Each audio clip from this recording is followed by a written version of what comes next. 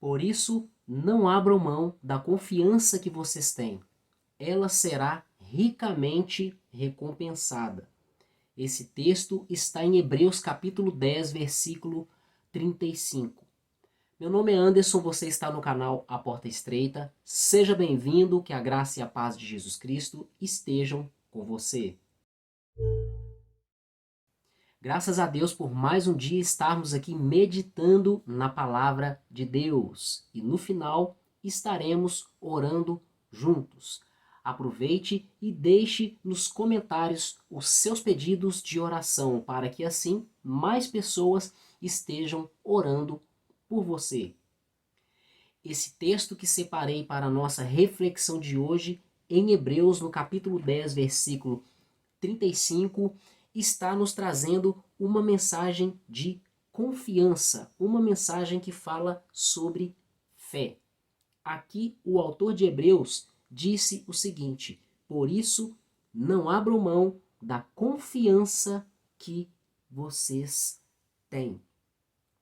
O que quero trazer para você aqui hoje é o seguinte: independente do que você esteja passando, não abra mão da sua fé. Não importa o problema que você esteja sofrendo. Nós sabemos muito bem que todas as pessoas nessa terra, independente de crerem ou não em Deus, de servirem ou não ao Senhor Jesus, todas elas passam por dificuldades, sofrimentos, sofrem perdas e diversos outros tipos de problemas. Nesse capítulo 10, aqui na carta aos Hebreus, nós vemos ali um contexto no qual o autor está falando sobre as coisas celestiais. Ele fala sobre o sacerdócio de Cristo, ele fala sobre as leis de Moisés, ele fala sobre a antiga lei e a nova lei. E quando ele está falando ali sobre o sacerdócio de Cristo, o sacrifício de Cristo que morreu por nós, sem defeito, sem pecado, e adentrou nos céus para purificar os nossos pecados, nós devemos levar em consideração todos esses aspectos, mas principalmente esse, porque Jesus Cristo morreu por mim e por você.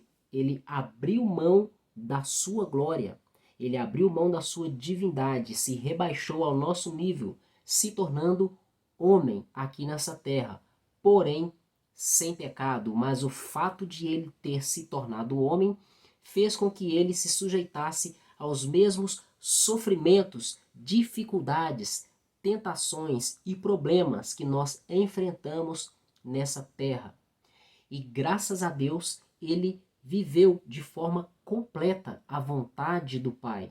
Ele viveu em completa obediência e não pecou em qualquer tipo de área, de assunto, de tentação que você possa imaginar. Por isso, ele é chamado de o Cordeiro de Deus que tira o pecado do mundo. Porque os cordeiros, os animais, deveriam ser perfeitos, sem mancha, sem qualquer tipo de problema. Eles seriam mortos, eles eram mortos, sacrificados pelos sacerdotes, a fim de serem apresentados a Deus. Eles tinham o seu sangue derramado para que o pecado do povo fosse perdoado. E o sangue de Jesus Cristo, ele foi derramado por mim e por você. É daí que temos aquela expressão: o sangue de Jesus Cristo nos purifica de todo pecado. E por que o Senhor planejou, ele projetou essa purificação de pecados? Porque nós temos a promessa de Deus de herdarmos a salvação, de habitarmos eternamente juntamente com Deus. Inclusive, o apóstolo Paulo diz que nós o veremos assim como ele é, face a face. E na presença de Deus não pode habitar o pecado. E nós, seres humanos, fomos contaminados com o pecado desde os tempos da criação, por causa do pecado de Adão, que entrou no mundo através dele. E assim passou a todos os homens, chegando até nós nos dias de hoje. O sangue de Jesus Cristo nos purifica de todo pecado. E por causa dessa purificação, nós temos o direito de acessar as regiões celestiais. Nós temos o direito de receber e alcançar a promessa de habitar eternamente na glória, na presença de Deus. Essa é uma das promessas, dentre várias outras promessas que nós temos em toda a Bíblia Sagrada. E um dos motivos pelo qual o autor diz que ele fala para nós sermos perseverantes, ele nos alerta, nos exorta para que nós não venhamos desistir, guardar a nossa fé, é por causa disso, por causa das promessas que Deus tem para nós. Aqui está escrito: por isso não abram mão da confiança que vocês têm. Faço uma pergunta para a sua reflexão. Onde está a sua confiança? Você confia no seu emprego, no seu trabalho? Você confia no seu salário, na sua renda mensal, no dinheiro que alguém pode te emprestar? Você confia na sua saúde, no seu porte físico? Você confia na sua aparência física? Você confia no seu carro, no seu automóvel, no seu veículo? Ou na sua casa, no seu apartamento? Ou nos bens materiais que você possui? Você confia nos seus entes queridos? No seu pai, na sua mãe, nos seus filhos, no seu cônjuge, na sua esposa, no seu filho, namorado, noivo ou noiva? Ou no seu amigo? Ou no seu pastor? Nós podemos sim ter um certo nível de confiança nessas coisas e também nessas pessoas, para vivermos de modo correto, conforme Deus planejou para nós aqui nessa terra. Mas existe um nível de confiança que nós devemos ter apenas no Senhor, no nosso Deus. A palavra de Deus diz o seguinte: maldito o homem que confia no homem, na força do seu próprio braço. A nossa confiança, ou seja, eu tenho que acreditar e entender e viver de forma que esse acreditar seja verdadeiro, que esse entendimento e essa fé seja verdadeiro. Eu tenho que acreditar que tudo que eu preciso vem de Deus, ainda que Ele use pessoas, recursos materiais, financeiros e pessoas para me fornecer a minha provisão, para sustentar a minha vida. É sobre esse tipo de confiança. Nós precisamos, por exemplo, do dinheiro para comprar coisas, para que essas coisas venham atender nossas diversas necessidades. Mas o dinheiro, ele vem do nosso trabalho. E o nosso trabalho vem do nosso agir, do nosso esforço, do nosso empenho. E aí envolvem várias coisas: inteligência, capacidade, preparo, saúde, a própria vida. E quem sustenta a nossa própria vida? Quem nos dá saúde? Quem nos deu o raciocínio, o cérebro, a inteligência, a capacidade de pensar, de agir, os dons e as habilidades para cada um exercer certo tipo de profissão? Quem nos forneceu tudo isso? O próprio Deus. Ele é a nossa fonte de tudo o que nós precisamos. Vou falar de uma maneira diferente. Deus é a nossa fonte primária de tudo o que chega ao nosso alcance, de tudo o que chega em nossas mãos. Então, por isso nós devemos ter a nossa confiança depositada primariamente no Senhor, acima de tudo e de todas as coisas. E da mesma forma, devemos confiar no que a palavra de Deus diz. Se a palavra diz que Jesus Cristo vai voltar, nós temos que acreditar nisso e precisamos viver como se ele já estivesse voltando. E de fato, ele está voltando. Apenas não sabemos o dia e nem a hora em que ele se manifestará aqui na terra novamente. Se a Bíblia diz que nós estaremos diante de Deus e daremos contas de toda a nossa vida, de tudo que nós fizemos, que nós fizermos, que vamos fazer, que deixamos de fazer, sejam coisas boas, sejam coisas más, se a Bíblia diz isso, nós devemos depositar a nossa confiança no que a Bíblia diz, porque a Bíblia é a palavra de Deus. Se na Bíblia está escrito que Deus tem promessa para nós de vida eterna na presença dele, de que tem coisas preparadas para nós que olho nenhum viu, ouvido nenhum ouviu, e nem subiu ao coração de homem algum as coisas que Deus tem preparadas para nós, isso é digno de confiança, porque essa promessa vem da palavra, e a palavra vem de Deus. A palavra é palavra de Deus. E aqui no versículo 35 do capítulo 10 de Hebreus está dizendo: não abram mão da confiança que você tem. Não se deixe enganar pelas falácias desse mundo. Não se deixe enganar pelos acontecimentos desse mundo. Não se deixe iludir por diversos acontecimentos, diversas notícias, notícias ruins, tragédias, entre outras coisas. Independente do que acontecer, a promessa de Deus vai se cumprir. Em um certo lugar na Bíblia está escrito: céus e terra passarão, mas a minha palavra não passará. E também está escrito na Bíblia: Deus, ele tem zelo em cumprir a sua palavra. Ele é fiel. Portanto, creia, confie. Permaneça na sua posição de filho de Deus, de filha de Deus, de um amigo de Deus, de um servo do Senhor, de um irmão do Senhor Jesus, de um guerreiro do Senhor, de um cidadão celestial que vive como estrangeiro nessa terra, na qual nós estamos vivendo apenas de passagem. Não abra mão da confiança que vocês têm. E aqui tem uma promessa.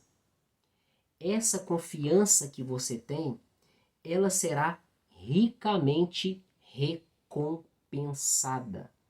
Isso significa que tudo o que nós fizermos nessa terra vai nos trazer uma recompensa no futuro. Isso tem tudo a ver com aquilo que eu falei e gosto de falar repetidamente. Um dia estaremos diante de Deus e teremos que prestar contas de tudo o que nós fizermos nessa terra. Sejam coisas boas, sejam coisas más. Você se lembra da lei da semeadura? Tudo o que você planta, você colhe. Tudo o que nós plantarmos, nós colheremos. Pois é isso que vai acontecer no dia do juízo.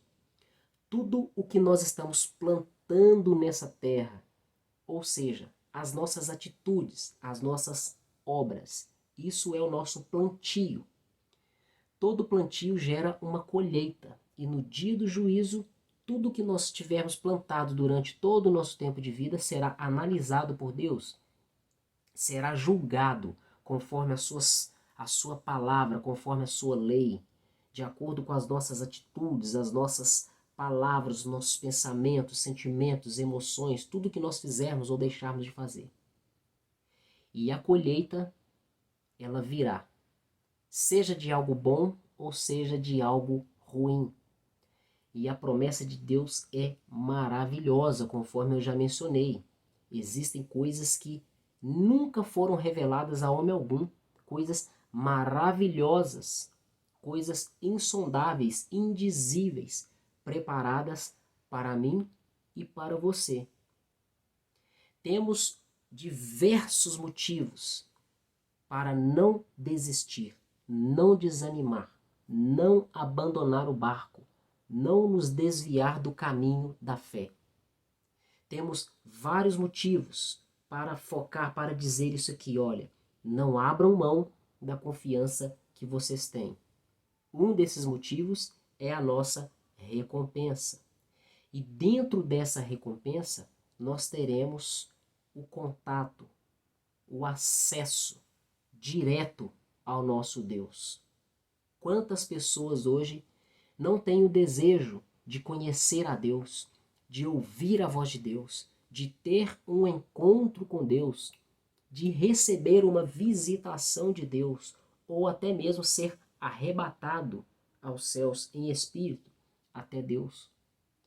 Após a nossa ressurreição, nós o veremos face a face, assim como ele é.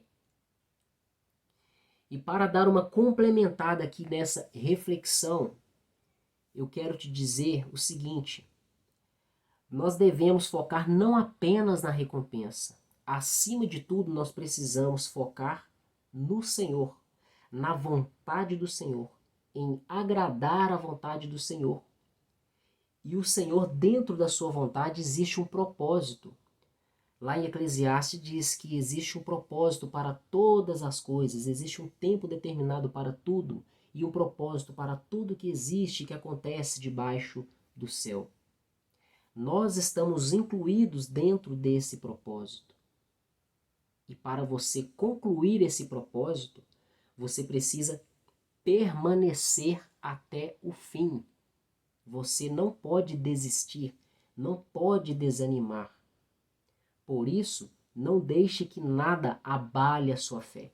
Não deixe que o inimigo, as circunstâncias contrárias, negativas, os maus acontecimentos, os momentos difíceis, te roubem a sua fé. Permaneça no caminho, permaneça no propósito de Deus. Você faz parte de um grande projeto de Deus. Você é uma peça importante no projeto de Deus. Assim como o apóstolo Paulo diz em uma de suas cartas aos Coríntios, aonde ele compara a igreja de Cristo com o corpo. Ele diz que Cristo é o cabeça, a igreja é o corpo e nós individualmente somos membros desse corpo. E ele diz que até aquele membro, ou seja, aquela pessoa que parece não ter valor, significado ou importância algum, esse aí é o que é o mais importante. Você pode, às vezes, se achar sem significado, sem importância, mas saiba, Deus te fez um propósito. Tudo na vida tem um propósito, tudo na vida tem um porquê, tudo na vida tem um motivo, tudo na vida tem alguma utilidade. E Deus não me fez sem uma utilidade, sem um propósito. Deus não te fez sem utilidade, sem propósito. Se você não conhece o seu propósito, busque em Deus descobrir o seu propósito e viva no caminho do Senhor, fazendo a sua parte, porque Deus já fez e está fazendo e vai continuar fazendo a parte dele. A sua parte nesse momento, de acordo com essa mensagem que estou trazendo para você, é: não abra mão da confiança que você tem. E se porventura Deus te fez alguma promessa e ela ainda não se cumpriu, não se preocupe. Se essa promessa verdadeiramente veio de Deus, ela vai se cumprir. Porque Deus é fiel. Ele não é filho do homem para que se arrependa. Ele não é homem para mentir. Ele zela em cumprir a sua palavra. Se você está desanimado porque as promessas de Deus se demoram em acontecer na sua vida, ainda não aconteceram na sua vida, não abra mão da sua confiança. Continue confiando no Senhor.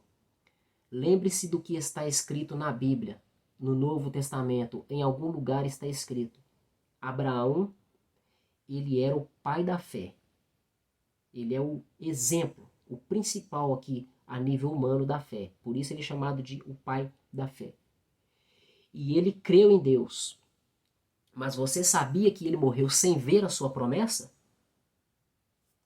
Fico com isso aqui para a sua reflexão. E isso não significa que Deus não cumpriu. Deus cumpriu. Deus é fiel em cumprir. Mas Abraão, ele foi galardoado, ele foi recompensado por Deus. Ele era amigo de Deus, foi chamado de o pai da fé. Isso aqui na terra, sem contar por toda a eternidade o que Deus reservou para esse homem. E da mesma forma, Deus tem para mim e para você coisas reservadas para acontecer nessa terra, para vivermos nessa terra e muito mais na nossa eternidade. Por isso, não abram mão da confiança que vocês têm. Ela será ricamente recompensada.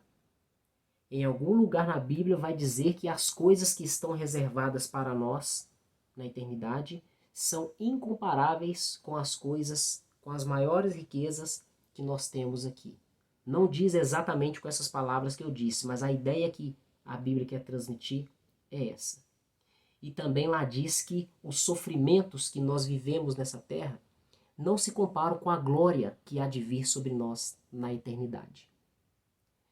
Então eu fico por aqui com essa reflexão. Não desista, não abra mão da confiança que você tem, pois ela será ricamente recompensada. Feche seus olhos e vamos orar. Pai querido, em nome do Senhor Jesus Cristo, Pai, nós te agradecemos e te glorificamos por mais um dia e mais uma oportunidade de estarmos meditando na tua maravilhosa palavra. Te agradecemos, Pai, porque o Espírito Santo do Senhor colocou a fé em nosso coração. Por isso nós cremos no Senhor, cremos na palavra, cremos no Evangelho, cremos no Senhor Jesus. Nós cremos também, meu Pai, nas promessas do Senhor que o Senhor tem para nós. Pai, nós te pedimos perdão por todas as vezes que nós duvidamos do Senhor, duvidamos da palavra do Senhor, das promessas do Senhor. Nós te pedimos perdão e pedimos ao Senhor que o Senhor venha nos purificar de todo o pecado, meu Pai, em nome de Jesus. Pai querido, aumenta a nossa fé, aumenta, meu Pai, a nossa esperança, aumenta o nosso temor no Senhor. Pai querido, nos dê força, nos revista com a tua armadura espiritual, nos fortaleça, Pai, na força e no poder do Senhor, para que nós sejamos capazes de continuar nessa caminhada, nessa guerra, meu Deus, em nome de Jesus Cristo. E que o Senhor nos dê sabedoria e discernimento para viver o propósito do Senhor nessa terra, meu Pai.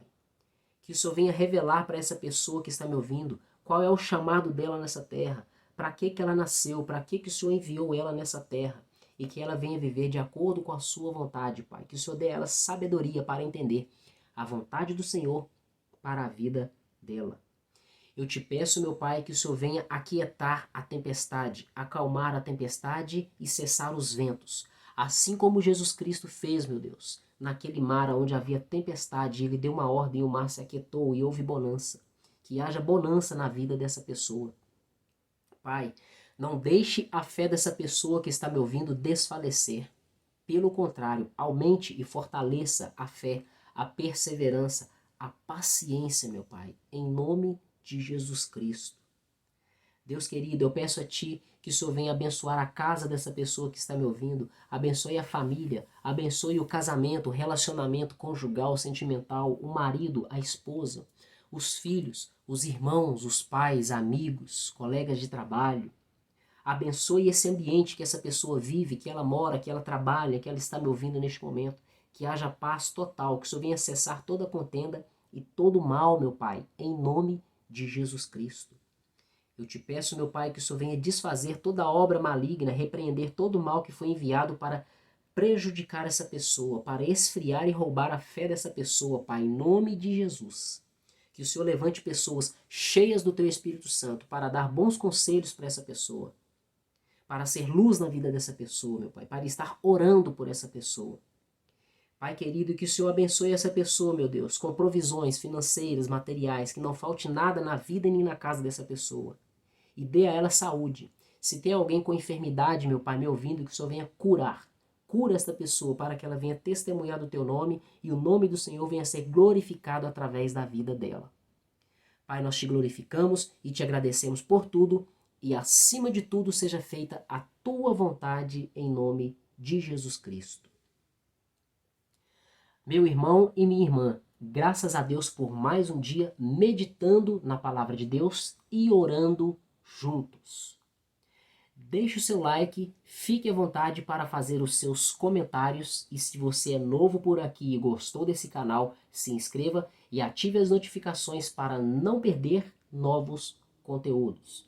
Não deixe de compartilhar esse vídeo nas suas redes sociais, com seus parentes, com seus amigos, com seus irmãos da igreja e principalmente com aquela pessoa que está precisando de uma palavra de fé e de esperança.